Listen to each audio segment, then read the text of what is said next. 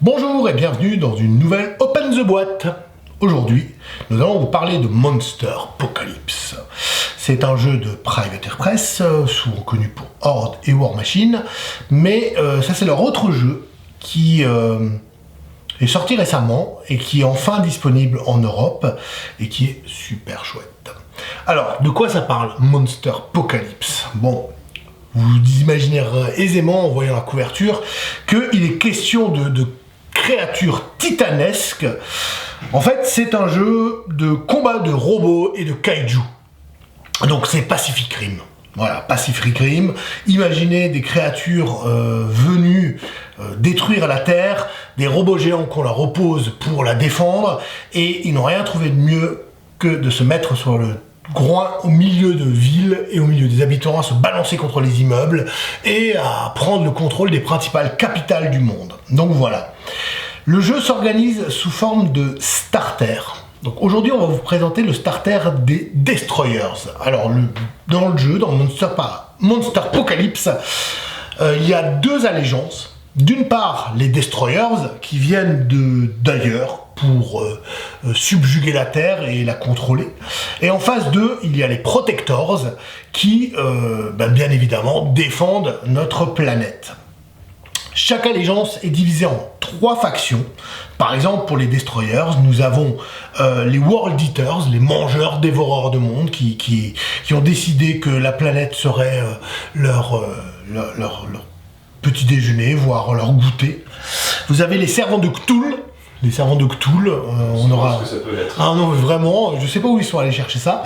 Et les Martiens, bien sûr, avec leur soucoupe volante, très évidemment. Donc voilà, vous choisissez votre allégeance, mais quoi qu'il arrive, le jeu opposera toujours un joueur à la tête des Destroyers face à un joueur à la tête des Protectors. Donc pour débuter, chaque joueur aura besoin idéalement de son starter, donc un joueur avec le starter Destroyers qu'on vous présente aujourd'hui, et il y a l'équivalent pour les Protectors, qui est un starter de Protectors. Voilà, tout simplement. Donc, le jeu, c'est une échelle vraiment particulière, puisque nécessairement, c'est pas du tout à l'échelle 28 mm, puisque sinon, les immeubles, il faudrait avoir une grange pour jouer. Et le starter fournit tout le nécessaire pour jouer à un joueur. Et si chacun dispose de son starter, vous aurez de quoi remplir la table de décors, ainsi que les figurines pour débuter le jeu. Bien entendu, c'est un jeu de... Même s'il se joue sur un plateau, c'est un jeu de figurines, donc on va pouvoir collectionner des troupes additionnelles, des monstres alternatifs, et vous allez le voir, même des bâtiments particuliers dans le jeu. On va à présent regarder ce qu'il y a dans la boîte. Ouvrons cette dernière. On va commencer par le livre de règles, qui fournit toutes les informations nécessaires pour le jeu. J'y reviendrai après. Il est en couleur, il est bien illustré, il y a tout ce qu'il faut. Là on parle justement la description des allégeances, les règles, donc le plateau, comment il se divise, ce qu'ils appellent les battle maps, toutes les règles, les cartes, les terrains, comment ils affectent le mouvement, comment les monstres vont se déplacer, tout y est, justement, les servants de Cthulhu, vraiment, C'est original comme... C'est original comme concept, absolument, on aurait regretté de ne pas l'avoir malgré tout. Ah bah tiens, alors oui, dans la faction des Protectors, il y a aussi une faction qui sont l'équivalent de Godzilla et ses copains en fait. C'est-à-dire des gros monstres mais gentils qui veulent défendre la Terre. Donc si vous êtes vraiment fan de Godzilla, pas de problème, vous allez pouvoir le refaire. Casimir, ça dépend comment vous allez peindre votre bonhomme en fait. Donc voilà, donc il y a vraiment tout ce qu'il faut. Ensuite, nous avons une battle map. Donc, alors, ça va être un peu grand pour rentrer dans la caméra, mais on va essayer quand même de vous montrer à quoi ressemble la surface de jeu. Voilà. Donc une battle map qui est en poster qu'on déplique qui fait tout à fait bien le boulot. Elle est recto verso. Hop, hop, hop. Voilà, donc de l'autre côté c'est une mise en place un peu différente de chaque côté. Alors je vais y revenir parce que le jeu est très astucieux sur la manière dont se déroulent les parties.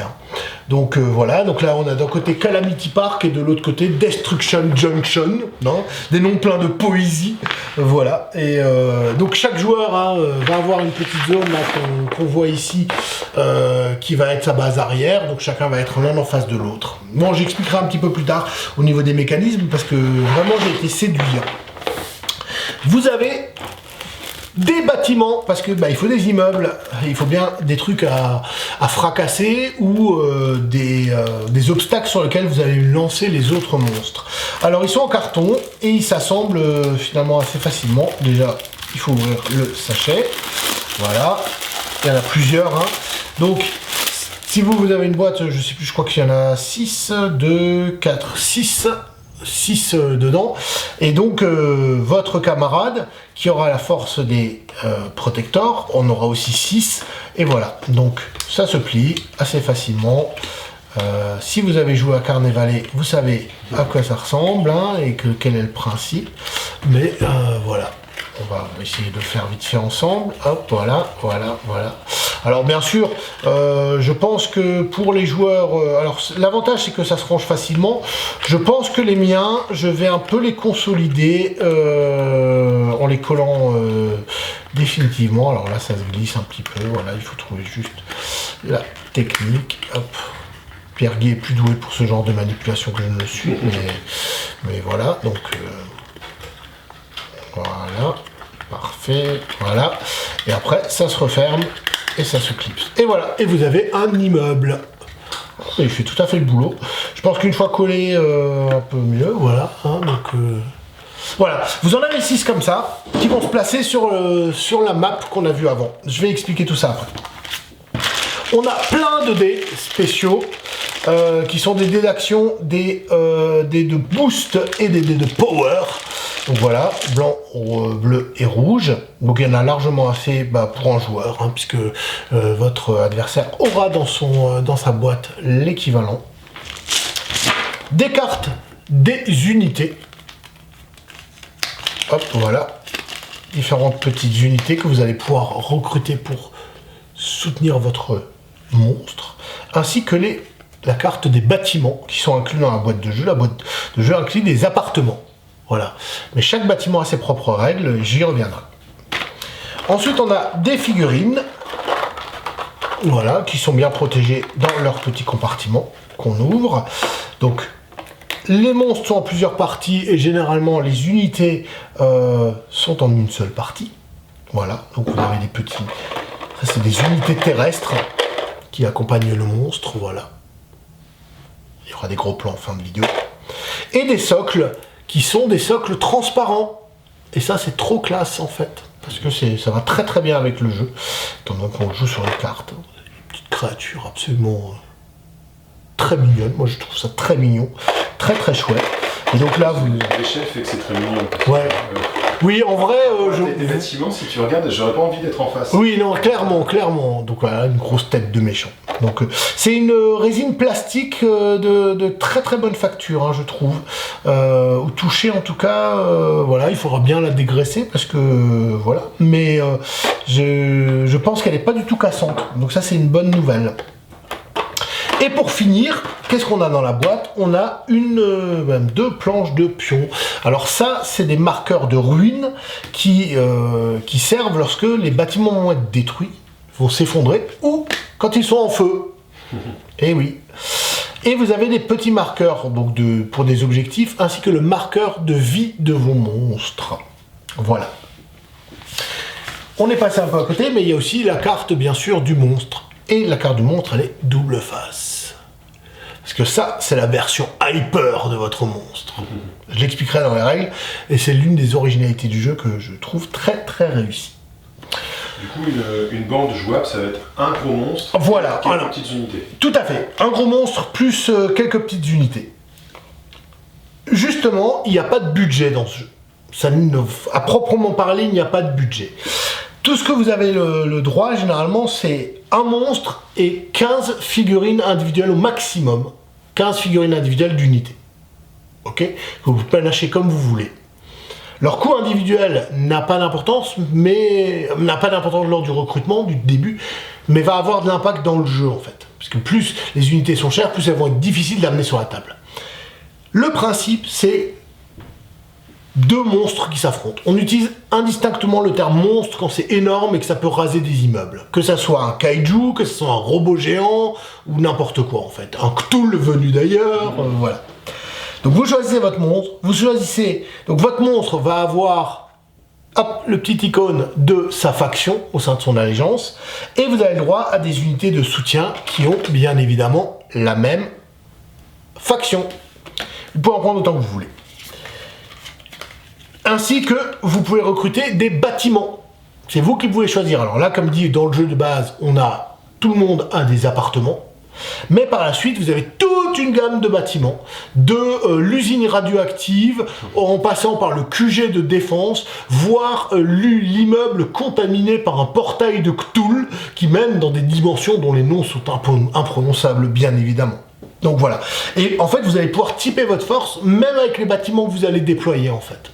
Et ça, c'est l'une des originalités du jeu, parce que toute la mise en place du décor a déjà une grande importance. Et le jeu commence réellement dès lors qu'on commence à mettre en place les bâtiments.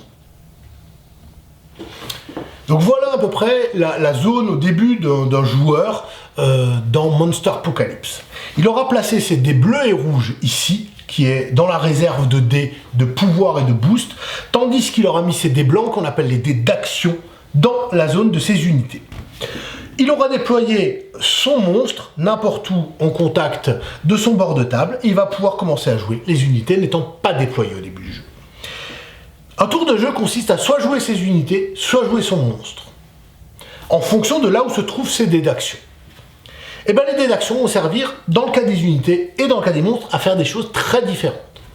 Par exemple, lorsque je joue les unités, la première chose que je peux faire, c'est acheter des nouvelles unités qui viennent en renfort. Leur nombre n'est pas limité, hormis les 15 figurines dont je peux disposer par monstre, et chacune va avoir un coût. Par exemple, cette unité-là a un coût de 2. En prenant 2 dés que je prends dans ma zone d'unité, que je transfère dans ma zone de monstre, je peux placer dans une zone de renfort, généralement liée à ma couleur, bleu par exemple dans mon côté, une nouvelle unité de renfort de ces créatures. J'en ai d'autres un peu moins fortes qui, elles, ont un coût de 1. Ben, ça me suffit de me déplacer un dé pour faire ça. Mais les dés d'action, après, par la suite, vont servir à ces unités à agir. Donc je suis toujours un peu dans le choix crucial de est-ce que je veux agir avec les unités que j'ai sur le terrain ou est-ce que je veux en racheter d'autres pour continuer à amasser de la force. Parce que, ne nous mentons pas, les unités terrestres, seules, ne peuvent rien faire contre un monstre. Il va falloir qu'elles combinent leurs attaques pour pouvoir l'affecter. Alors 2 possibilités, soit elles vont se battre contre les autres unités terrestres pour les empêcher de nuire à votre monstre, soit elles vont combiner leurs forces pour attaquer le monstre adverse. L'autre utilisation importante de ces unités, c'est soit de contrôler des zones de pouvoir ou des zones de négation, et enfin contrôler des bâtiments en se mettant en contact. Il faut 3 unités pour contrôler un bâtiment. À quoi ça va servir? Je rentre pas en détail en règle, mais pour donner à tout le monde une idée de la manière dont ça marche.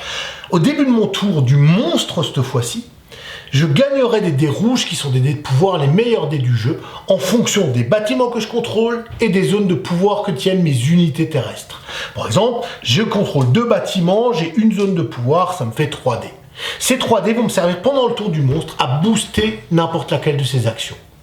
Et généralement à fracasser, à taper dans le groin du monstre en face. Faut pas se mentir. Donc là est tout l'un des aspects hyper intéressants tactiquement de Monster Apocalypse. Alors c'est vrai que sous des dehors, bon bah ok, c'est des kaiju qui se mettent sur la tronche, qui se balancent dans les immeubles. Il y a quand même pas mal de finesse tactique, de choix à faire lors de chaque tour en fonction des actions. Donc voilà. Donc à la fin du tour, quand j'ai fini mes unités, j'aurai déplacé tous mes dés dans ma zone de monstres. Mon adversaire va jouer soit ses unités, soit ses monstres en fonction de l'endroit où sont les dés. Puis je passerai à mon monstre. Quand un monstre joue, il va utiliser ces dés-là pour se déplacer, pour attaquer, pour déclencher ses pouvoirs particuliers, etc. Tout simplement. Et le jeu va aller comme ça, d'un camp vers l'autre, jusqu'à ce qu'un des monstres soit vaincu. C'est le seul but, c'est de détruire le monstre en face. Que ça soit par la combinaison d'unités ou par votre monstre lui-même, etc. Donc voilà l'aperçu du jeu. Les dés bleus, eux, sont des dés de boost qui sont liés à certaines actions particulières. Vous en avez un certain nombre que vous allez pouvoir utiliser. On reviendra dessus, enfin vous verrez dans les règles. Mais globalement, parfois certaines actions de certains monstres leur donnent des dés bleus bonus. Donc voilà. Sinon, les mécanismes sont assez simples. Les monstres ont une caractéristique de speed, qui est le nombre de cases par défaut auquel ils se déplacent. La défense, qui est le nombre de symboles de touches que doit faire l'adversaire pour pouvoir endommager le monstre. Alors, vous inquiétez pas, là, le jeu est très très bien fait. Les attaques font toujours 1 point de dommage, sauf les super attaques qui font 2 points de dommage. Sachant que les monstres ont généralement, par exemple dans son cas, il a 11 points de vie. Donc il n'y a pas de kill surprise, c'est vraiment de l'attrition où on se met des baffes et bam bam bam, voilà. Alors qu'est-ce que serait un jeu de kaiju s'il n'y avait pas les immeubles? Parce que c'est quand même l'un des intérêts du jeu. Les immeubles, c'est une partie vraiment intégrante. Comme je l'ai dit auparavant, on peut les contrôler en mettant ces unités autour. Ça fait des dés de pouvoir, des dés rouges qui vont booster les actions de votre monstre. Mais on peut aussi les utiliser, on peut les détruire. Et le meilleur moyen de les détruire, c'est de balancer des mecs dessus, genre le monstre en face. Donc tout est prévu dans le jeu, alors là, ils ont vraiment tout prévu. Depuis, je prends le monstre, je le lance, je me mets à courir comme un débile en traversant les immeubles, etc. Il y a plein de choses. Sachant que là, on parle des immeubles d'habitation. Qui sont les immeubles de base. Maintenant, il y a même des autres immeubles qu'on peut acheter, ont chacun une carte avec des règles particulières. Par exemple, un monstre peut décider de se gonfler d'énergie au milieu d'une centrale nucléaire. Les tours de défense, si vous les avez placées dans votre zone, vont tirer sur les unités adverses, parce que, voilà, elles vous défendent, etc. Tous, il y a une pléthore de règles. À chaque fois, chaque bâtiment vient avec sa carte. La seule règle, c'est qu'on ne peut pas mettre plus de 4 bâtiments du même type en jeu, sauf les immeubles d'habitation qui sont illimités, qui par défaut forment l'ossature de la plupart des villes. Donc le jeu est extrêmement complet tout en restant simple, il se focalise vraiment sur le combat de monstres. Les unités terrestres ne gagnent pas une partie, mais leur absence vous la fait perdre. Mais ils ont 1 point de vie, quelle que soit l'unité terrestre, elle se fait faucher par les monstres peuvent même les écraser en s'arrêtant dessus, enfin, vraiment c'est... Mais leur nombre est illimité, vous allez juste payer des dés de vos placements d'unités pour les faire revenir. Mais à quel moment vous voulez les faire revenir, plutôt que faire agir celles qui sont encore en vie, etc. Et là, il y a tout ce choix tactique. La plupart des monstres ont des attaques, ainsi que les unités, ont des attaques. Simplement, chaque attaque, c'est le nombre de dés maximum qu'on peut lancer. Par exemple, là, il peut lancer, en faisant un brawl, une attaque de corps à corps, 8 dés blancs au maximum. Donc, si vous en avez là, il peut en prendre 8 pour faire une attaque de brawl à 8. Attention, l'attaque ne fera qu'un dommage. Le but étant d'obtenir autant de touches que la défense de l'adversaire. Et à ce moment-là, vous faites un dommage. Mais les unités terrestres, elles peuvent lancer 1 dé maximum par unité. Alors, 1 dé, lui, il a 8 en défense, Vous allez comprendre pourquoi vous allez devoir cumuler les attaques de plein d'unités. Parce qu'ils peuvent faire une attaque coordonnée, et à ce moment-là, attaquer tout ensemble et lancer le dé comme si c'était une seule attaque. C'est là où il va falloir collaborer entre votre monstre et les unités terrestres, parce que le moindre point peut faire la différence. Enfin, il y a une règle que j'adore. Vous avez vu là, ses points de vie, ils vont jusqu'à 6. Quand il est réduit à 5, Hyper Monster!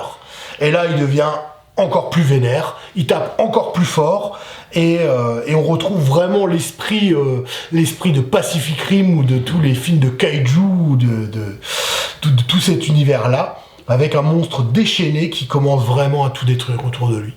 Donc ça, c'est super rigolo, mais c'est aussi un choix, à quel moment vous savez aussi qu'en affaiblissant l'autre, indirectement vous le rendrez plus fort.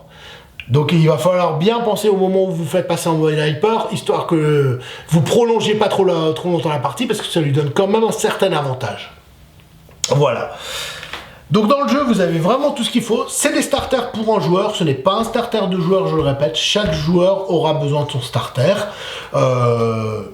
Mais ils sont complets. Il y a vraiment ce qu'il faut pour débuter le jeu. Il y a plein de boosters d'unités pour chacune des factions qui permet de rajouter des unités supplémentaires.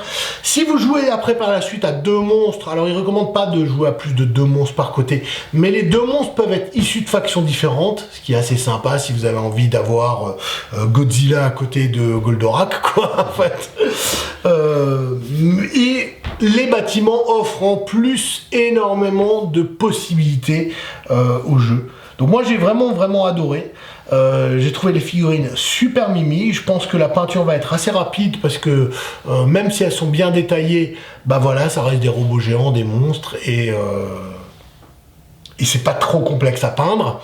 J'aime beaucoup les socles transparents, le fait que le plateau soit livré avec. Bref, petit coup de cœur, en tout cas pour ma part.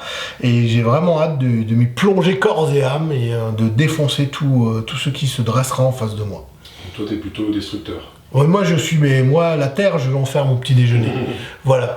Donc, ou alors l'absorber dans le tout imprononçable cosmique, je ne sais pas encore, mais moi je vais tout détruire. Mais bah, bien que dans les forces, Godzilla là, il me tombe bien. Les dinosaures géants, ils sont trop kiffants. Donc voilà. Donc il y a énormément de possibilités.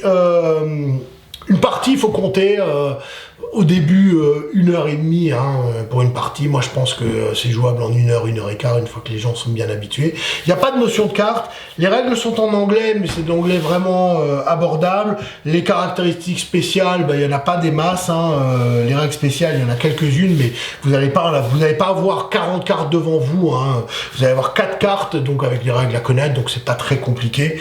Même si vous avez que des bases en anglais, je pense que c'est quelque chose qui est quand même largement abordable. Donc voilà. Et même pour les gens qui jouent pas normalement au jeu de figurines, moi je pense que les figurines ont même pas nécessairement besoin d'être peintes pour que ça soit mignon sur une table. On retrouve le plastique un peu des jeux de plateau et on peut très bien le considérer comme un jeu de plateau puisque il n'y a pas de modélisme à faire, etc. Même les bâtiments qu'on achète à part sont en résine. Donc vraiment, même pour les joueurs de jeux de plateau, qui aurait peur de se lancer. On est sur un système de cases en plus, pas c'est de ça. mesure, Ah non, rien du tout. Rien du tout. On est dans un jeu d'affrontement à 2 joueurs sur un plateau, avec des figurines, simplement avec tout l'aspect collection qu'il peut y avoir dans le jeu de figurines, avec la possibilité de typer un peu sa faction, mais il n'y a pas de budget, pas besoin de sortir la calculatrice pour savoir comment composer sa force, donc, et ça c'est quand même bien sympa. Voilà, en tout cas je vous invite à y jeter un coup d'œil si le thème vous plaît. C'est du thème fort, je veux dire tout le monde n'en aura pas, ça c'est sûr. Moi je sais que j'ai adoré, j'ai un amour inconditionnel pour Pacific Rim, le premier, le deuxième n'existe pas. Voilà, mais voilà, et je vais y jouer rien que pour ça, donc voilà, si vous êtes fan de ce thème, jetez un coup d'œil, il vaut vraiment le coup.